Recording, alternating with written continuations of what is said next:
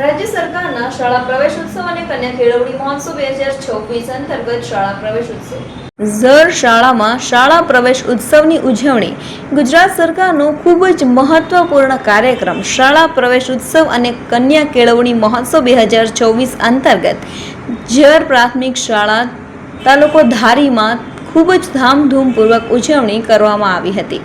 કાર્યક્રમની શરૂઆત પ્રાર્થનાથી કરવામાં આવી હતી। ત્યારબાદ ઉપસ્થિત સૌ મહેમાનોનું શાળા પરિવાર દ્વારા ભગવદ્ ગીતાની ભેટ આપી સ્વાગત કરવામાં આવ્યું। સૌપ્રથમ આંગણવાડીના બાળકોને પ્રવેશ આપ્યો। ત્યારબાદ શાળાના બાલવાટિકામાં 16 પ્રવેશપત્ર બાળકોને ઉપસ્થિત મહેમાનો દ્વારા દફતર કીટ આપી પ્રવેશ આપવામાં આવ્યો। શાળાના બાળકો દ્વારા મારી શાળા, પર્યાવરણ બચાવો અને બેટી બચાવો બેટી પઢાઓ જેવા વિષયો ઉપર વક્તૃત્વ રજૂ થયેલ। પ્રવેશપત્ર બાળકો માટે જીતુભાઈ સંઘરાજકા દ્વારા પ્રવેશ કીટ દાનમાં મળેલ હતી। કાર્યક્રમના અંતે શાળાના પટાંગણમાં વૃક્ષારોપણ કરવામાં આવેલ।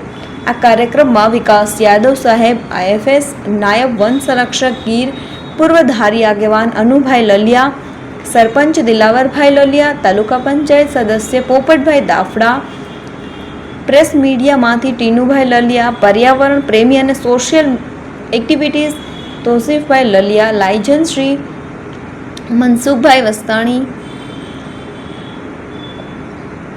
વગેરે બહોળી સંખ્યામાં વાલીગણ ઉપસ્થિત રહ્યા હતા। આ સમગ્ર કાર્યક્રમને સફળ બનાવવા શાળાના આચાર્ય મહમદભાઈ રાઠોડ અને શાળા પરિવાર દ્વારા જહેમત ઉઠાવેલ હતી। સ્કૂલના પ્રિન્સિપલ સાહેબ, અહીંયા ઉપસ્થિત બધા સ્ટુડન્ટ્સના પેરેન્ટ્સ, એમના માતા પિતા, અને સૌથી અગત્ય અને સૌથી વિશેષ અને સૌથી પ્રિય તમે બધા સ્ટુડન્ટ્સ। એક વસ્તુ કહેવામાં આવે છે કે શિક્ષા એટલે શું, શું કામ આપણે શિક્ષા લઈએ તો શિક્ષા શા માટે લઈએ,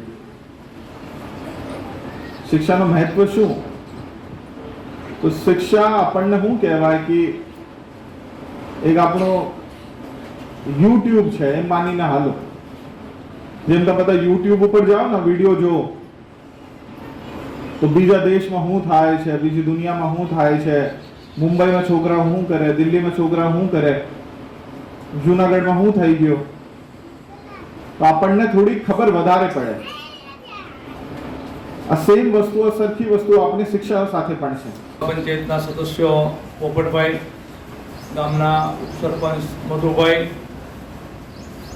અને બહોળી સંખ્યામાં ઉપસ્થિત ગ્રામજનો, વાલા ભૂલકાઓ, સરકારની નેમ એવી છે કે કોઈ પણ બાળક શિક્ષણથી વંચિત ન રહે। આના માટે સરકાર સતત ચિંતન કરે છે।